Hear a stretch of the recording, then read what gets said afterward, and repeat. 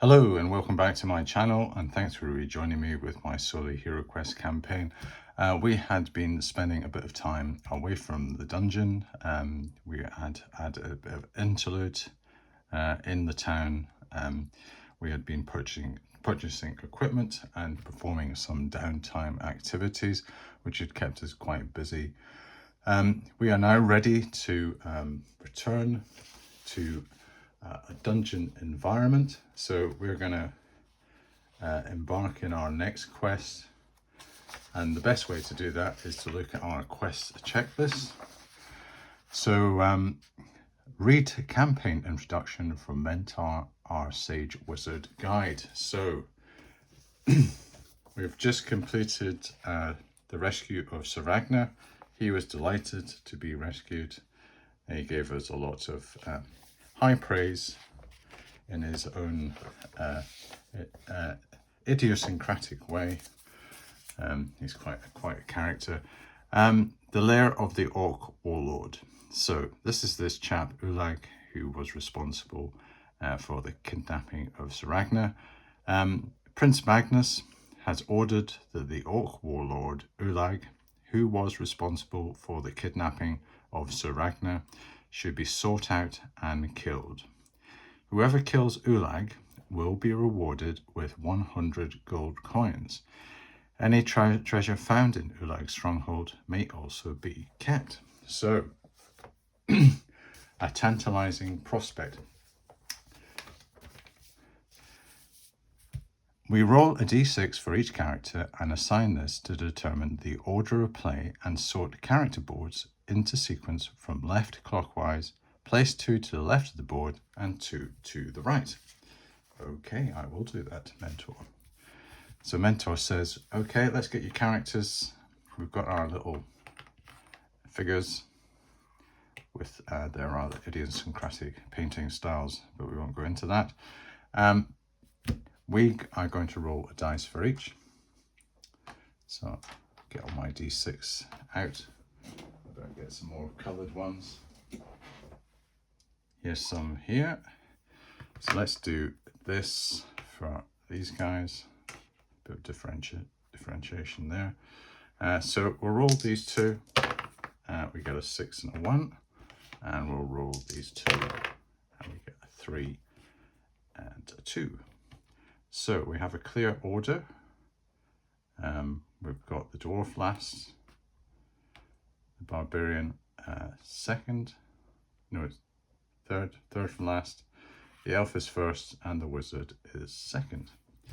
Okay, that was a bit clearer than last time, where we had to have a bit of a square off.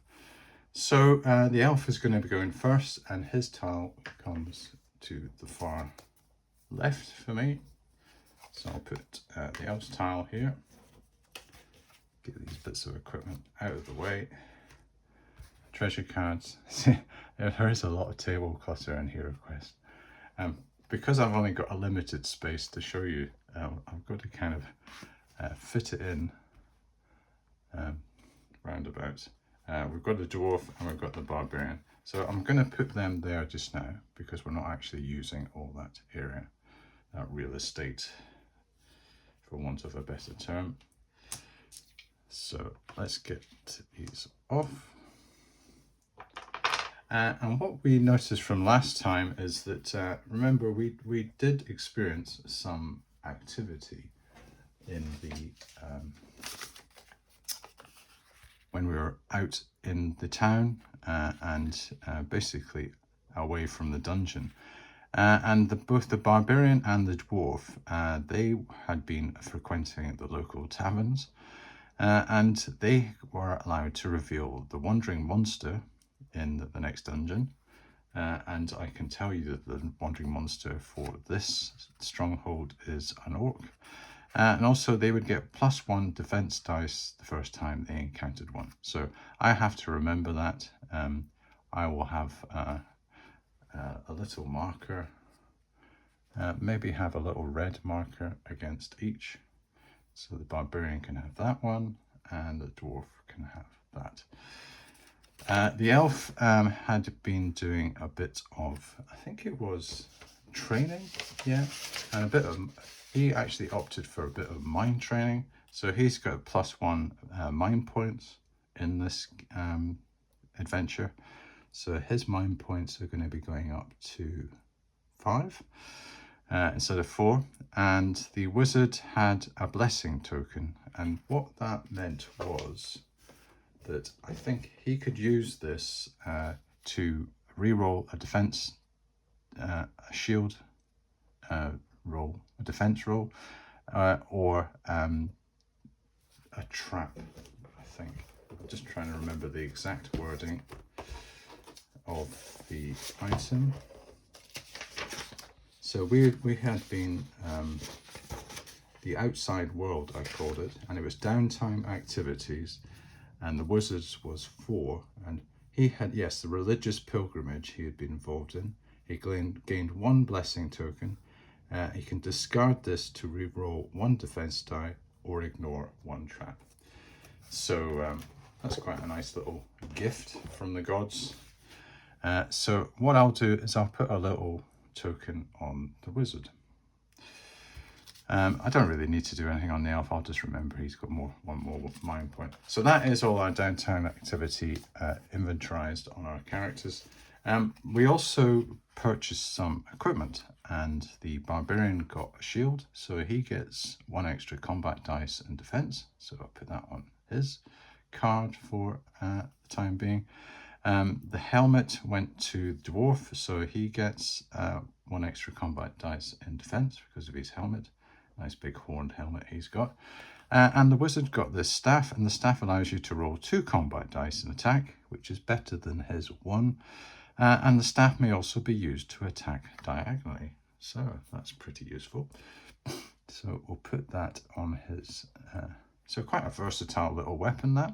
So just ideal for the wizard. So that's good. So let's just put our characters on each of the little slots. Okay, so we've got that. I've now got the character sheets redone. I've got their body back to full. So the elf will be body 6. So I'll just put him next to his tile. We've got the wizard back to body 4 next to his tile. The dwarf back to body 7. I think the dwarf had taken a lot of damage last time. He was pretty... And then we had that bit of fisticuffs, remember, with the barbarian, because they were arguing about the reward. And then Torin the barbarian, he's back up to body 8. So he's feeling primed and ready to kick down some more doors in the dungeon. So we select the elf and wizard spells for the quest. So wizard gets the first shout, and the wizard said, fire, fire, I want fire. So the elf says, that's fine. And the elf says, well, I think I'll go for a bit of water this time. Quite fancy bit of water.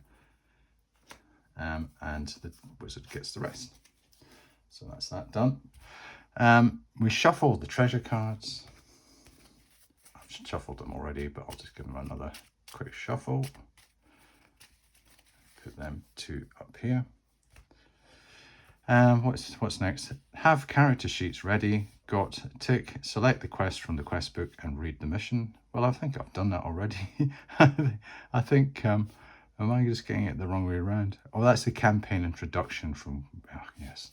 Yeah, I think I was, because it was the first one. So we've selected the quest from the quest book. We've read the mission. We'll place the stairway tile in the starting room. So I will just consult my little thing, and we've got our starting room, which is actually up here.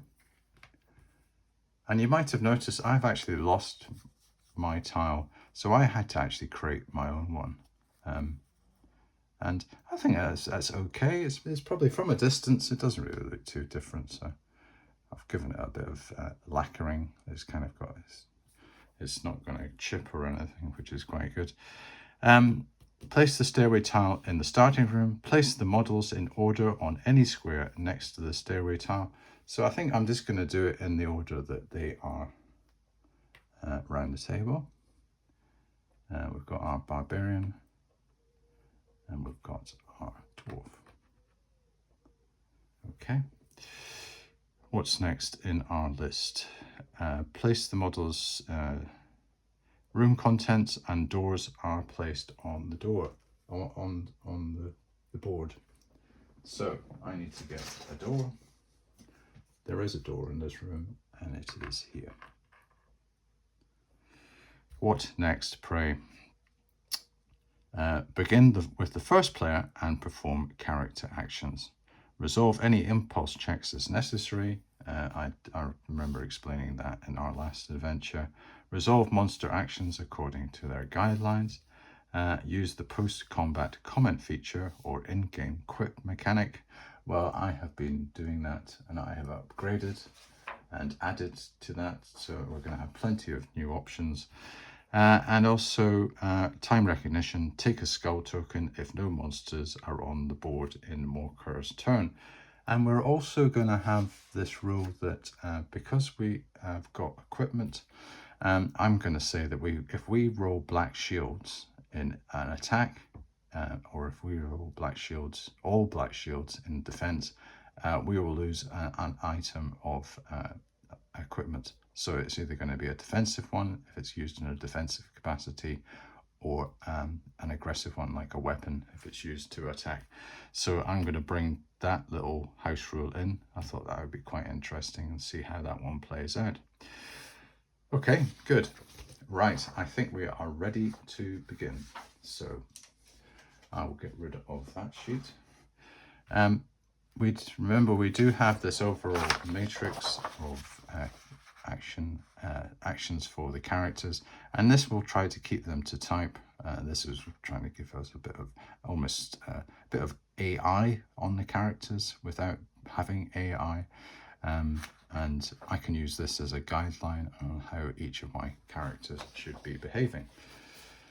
But hopefully they are going to, I think it's going to be more effective having the elf go first, because the elf is, he is keen on getting through doors because he does a bit of listening before he does that, and he can open the doors. So I'm hoping that he's going to do the business for us.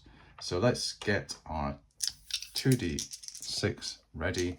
I could always use my dice tray just now because we haven't really got too much on the board.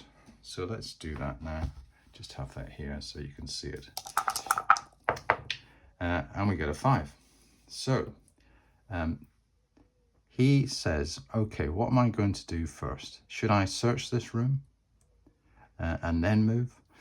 Or should I move and see whether I need to use my combat power in the next section? Well, let's see what the elf's priorities are.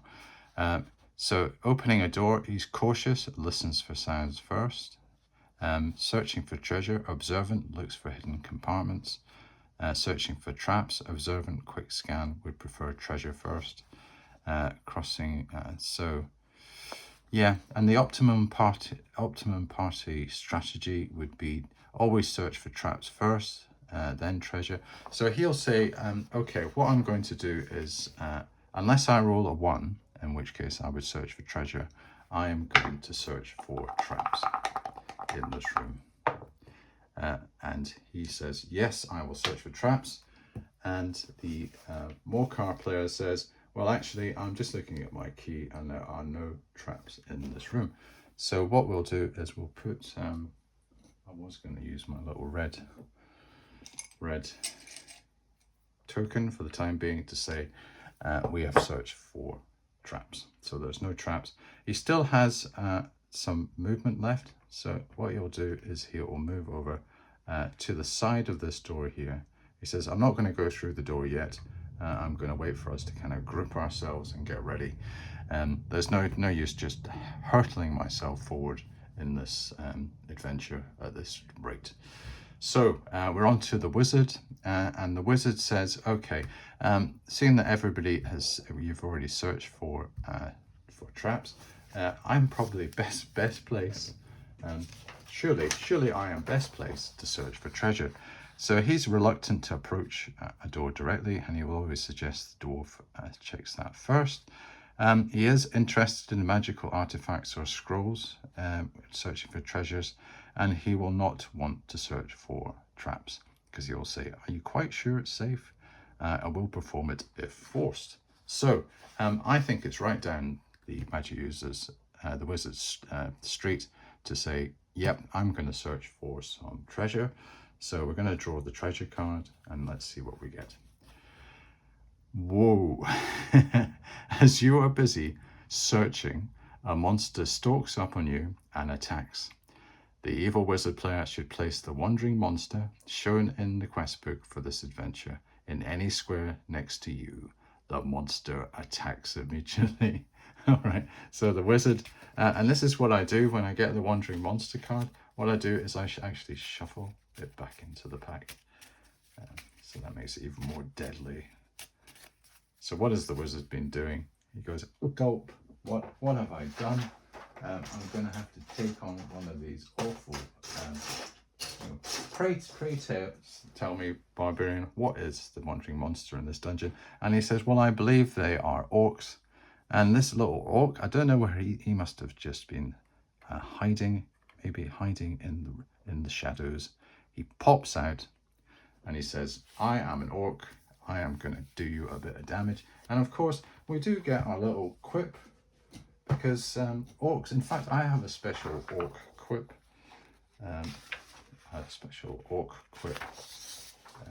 D6 roll. And it is here, orc quips. Yep, so let's hear what the orc has to say. See whether he can scare the wizard before he even hits him with his scimitar. So he does a whip and he says, I'll smash you flat as a tavern table. Yes. Well, what can you say? let's see if he delivers on that. We'll get our die roller again because we're going to need it for our dice. We're going to get our dice together, and I think orcs have an attack of there's a goblin, there's an orc there. They have an attack of 3, defend with 2. So he's just popped up, and he can move as well. He can maybe try to disengage or do something. Maybe he wants to actually. What he could probably do, I think, is a good stratagem for the orc, is to do the attack and then move in front of this, and he's going to maybe slow them down a bit. That might be what his strategy is. So he says, right, I'm going to get you with my scimitar. I mean the business. You wizard, you have only got a couple of hit points because I know how weak you are. And he gets 2 skulls. So what does the wizard defend with? And the wizard has to use a defense. So he can't do anything else. So he has got a defense of 2. So he's going to have to defend against 2. So what's it going to be? He misses. So 2 points of damage against the wizard. Not good. So what's he got? Body. So he is definitely going to need a healing potion soon, or he is going to be in trouble. So the wizard is not happy. Maybe that was not wise to do the treasure check, and maybe the wizard should just keep to the back, like any good AD&D wizard or Dungeons and Dragons wizard, and do his stuff from behind the screen. So the orc, true to his word, says, right, I'm going to disengage and I'm going to block this door up. Come through me if you want. Just try it. So that's the end of that particular move. So we're on to our old friend, the barbarian, and I can just imagine what the barbarian is going to do. So we can move this to a black because that means it's fully searched. The barbarian, as long as he doesn't trip over his loincloth, he should be able to get towards this orc. So let's see how he gets on. He gets a 5. So he says, right, let me at him. He's not going to pile into one of my mates. So he comes storming up, gets this, and he's sporting his brand new shield this time. So, it's quite swanky. barbarian attacks with 3 dice, I think. Yep, he attacks with 3. This creature, this orc, defends with 2. So let's see how our barbarian gets on. Gives it a good swipe. Ooh, 2. So this orc will need to be very nimble on its feet. It gets mashed. So it is destroyed before the barbarian's very eyes. The barbarian gets his chance to a bit of adulation. The barbarian roars. We roll the d6. 2, and the barbarian roars, "You fought well for a corpse." Right. Great stuff. Everybody's cheering. That was terrific, barbarian. That was not a close encounter that we were really banking on. You know, having a wandering monster already. He hasn't even had his chance to use his special defense ability yet. You know, his little thing. I suppose he hasn't had the orc manage to hit him. So that's the barbarian's turnover, and then we have our dwarf. So the dwarf says, "Look, I think we've done enough in this room. It's giving us a bit of grief. What I think we should do is try to make progress. So I advise that I'm going to try to search the door for traps and then move through." And they say, "Absolutely, let's do it."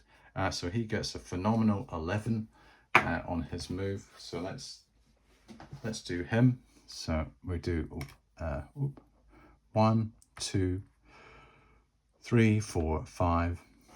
So we'll open the door, and he's moved 5 to that.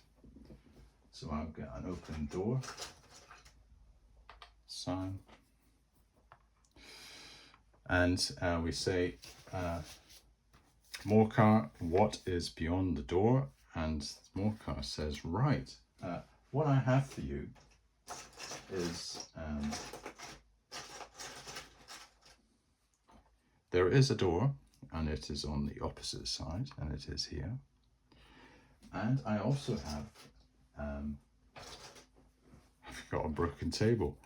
My table has collapsed. I have a table which is here,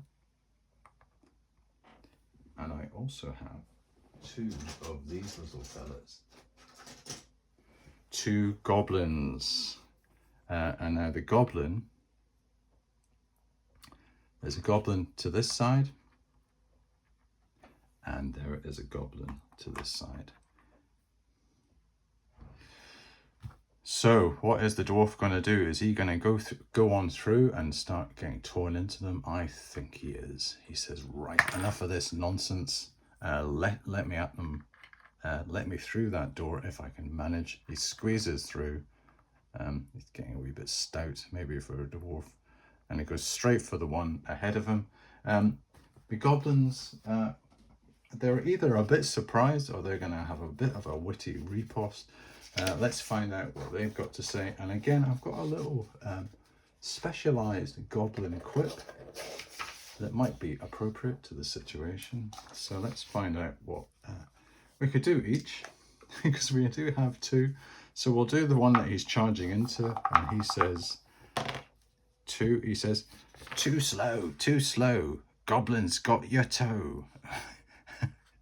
So that's not really very, doesn't really even rhyme. He says, the dwarf says, "That's a load of rubbish. I'm gonna mash you." The other goblin to the dwarf's front flank says, he says, "Too slow. He says, "I've heard that one already. Give us another one." 1, "Heh, shiny things for me, blood for you." Okay, right. Dwarf thinks, well, these goblins aren't really too funny. I think I really should just do the business on them. And the dwarf has an attack of 2, so he's going to roll his 2 combat dice. I'm just going to get them here. He's also sporting his fine helmet, his horned helmet.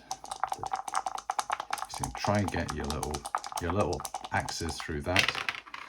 Oh, so that is good. 2, and I think from memory, I think the goblin only has a defense of 1.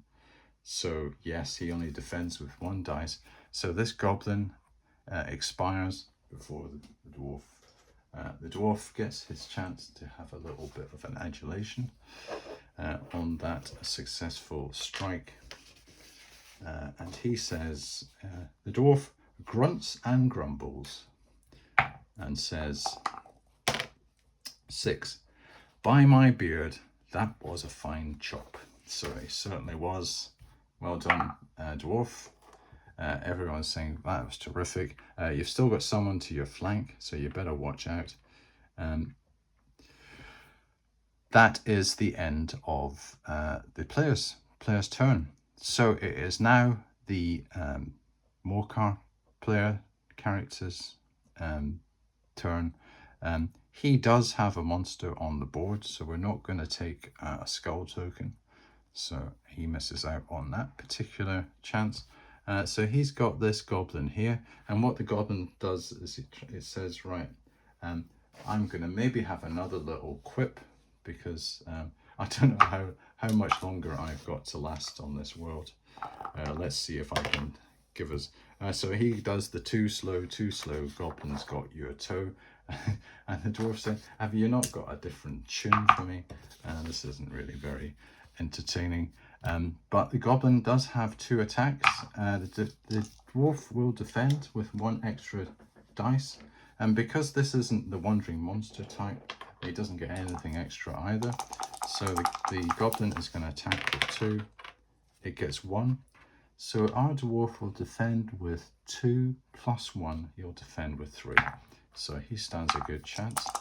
Now, if he got 3 black shields, his armor would malfunction and his helmet might get broken. But let's just see. So he gets 1 shield, and that's enough. So let's just turn him to face.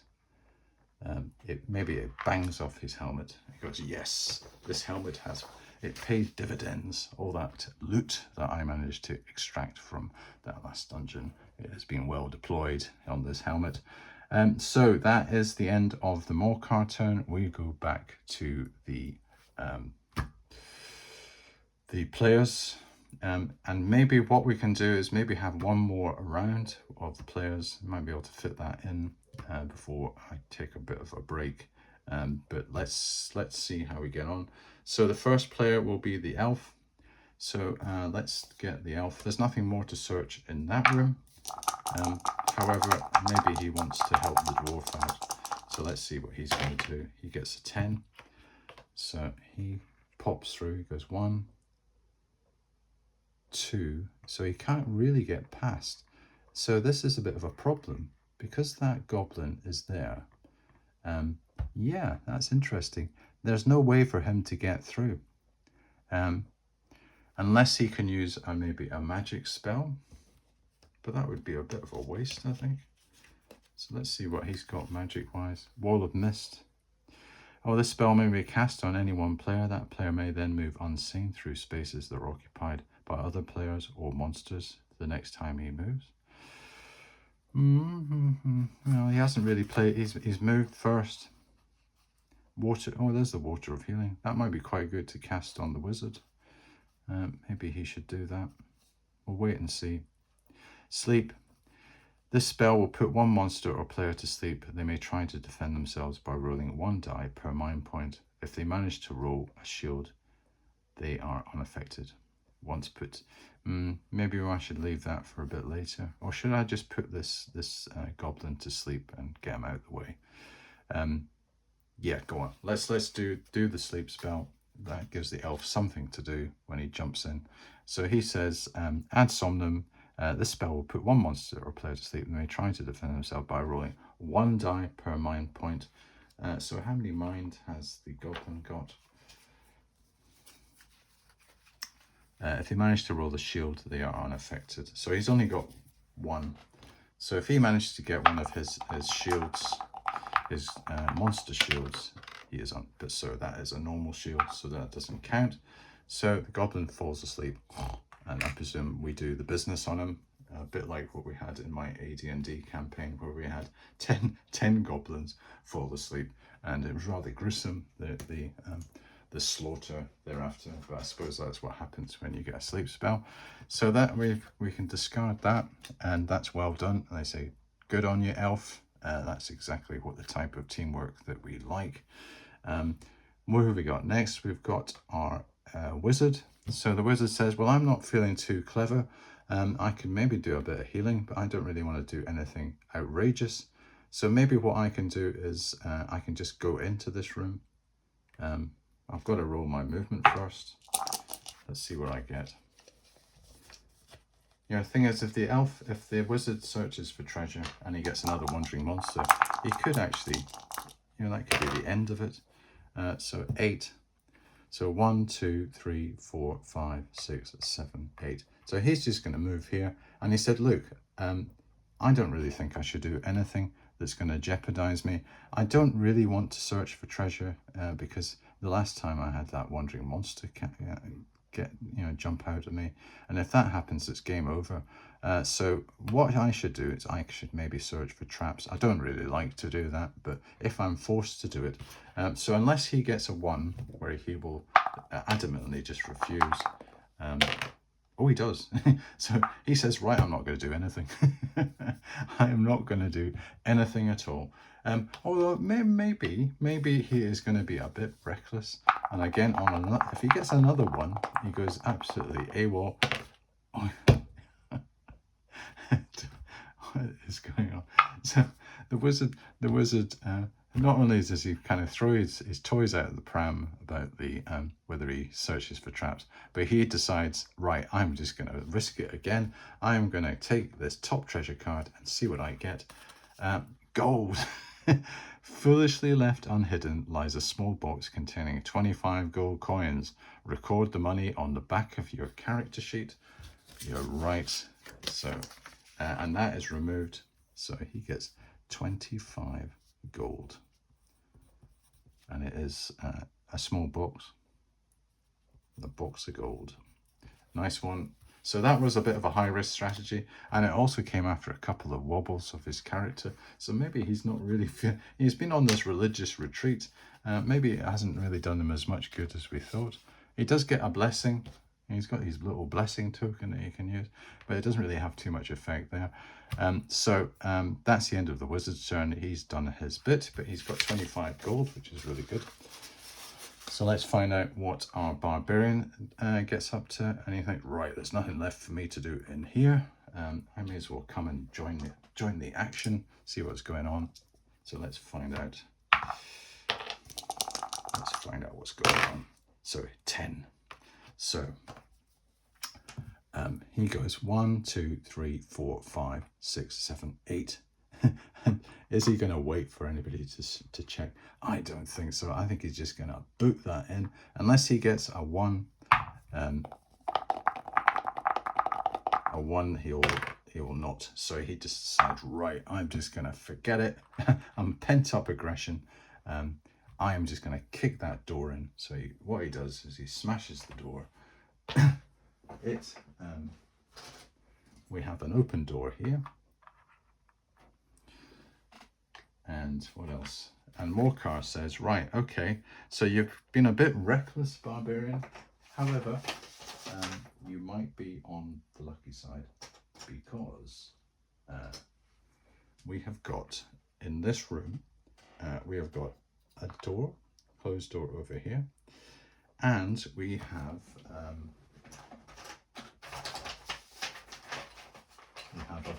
a roaring fireplace. Good old fireplace. We get to use that. And that is nestled over here and is occupying all those squares on that wall. So the barbarian has still got 3 points left. So what he does is he moves here quite recklessly. So there's no, and he says, right, unless anybody challenges me, I'm gonna search for some treasure. That's what I'm going to do. There's nothing in here. I'm going to search for treasure. So he gets this potion of strength. You'll find a small purple bottle. It's a potion of strength. You may drink the potion at any time. It will enable you to roll 2 extra combat dice in your next attack. the card is then discarded. So I think he's going to go glug, glug, glug. He's going to have 2 extra. I'll put that there on his card until he uses it. So we've searched for treasure in there. We have also searched for treasure in here. We haven't searched for any traps. So who we got left? We've got the dwarf. And the dwarf says, right, I should really do my duty. Unless I go AWOL with a 1, I'm going to search this room for traps. So he does. He says, right, I'm going to search this room for traps. And the Morcar player says, no, there are no traps in here. So that room is fully searched. And then the dwarf says, right, okay, well, I may as well try to move. And I'll see if I can join that barbarian. Before he starts getting rifling through any more. If he gets out of eye shot, he could do anything. 1, 2, 3, 4, 5, 6, 7, 8. And he joins the barbarian there. Okay, well, that is the end of the character's turn. Surveying the field of battle, the Morcar player is right. He says, I don't have any monsters on the table, so therefore I take 1 of my skull tokens. And what I'll do with my skull tokens, like last time, I will put them on the side of the map. Okay, I think we've probably reached a good juncture to maybe take a bit of a break and maybe think about exactly what our strategy has been so far. I would say that we've had a bit of a knockback because of our wizard getting those 2 hit points off. So we might actually, it might be better just to try to intervene and maybe give him a bit of healing. Because if he gets one hit again, say another wandering monster or something manages to pop up and confront him, he could be in a lot of trouble, and we might actually lose our wizard, which would be a terrible thing. So I think for the start of the next adventure, I think we'll probably intervene. Let's have a check to see whether the wizard himself has anything healing wise. Courage, pass through rock skin. Oh yeah, he's got heal body. This spell may be cast on any one player, restore up to 4 body points that have been lost. The spell is then discarded. So I think maybe that should be the strategy that the wizard does. He heals himself in the next episode. Okay, I think that's enough for today. I always have a lot of fun playing HeroQuest. It's always really good. As I said on a previous episode, I think the hardest thing is actually trying to set things up again. However, we don't really have too much going on here. We've only got a few rooms, so that's not going to take me too long. This should be quite fun, exploring through the rest of this dungeon and seeing exactly where this warlord, this Ulag, is hiding. 100 gold pieces. It's a tantalizing prospect. How are we going to... Well, I suppose it has clearly stated that whoever kills Ulag gets the loot. So I think that'll be quite a clear outcome. So I don't think we'll have too much of a fracas this time over the division of the spoils. Okay, look forward to playing the next episode and hope you join me soon. Thank you very much for watching.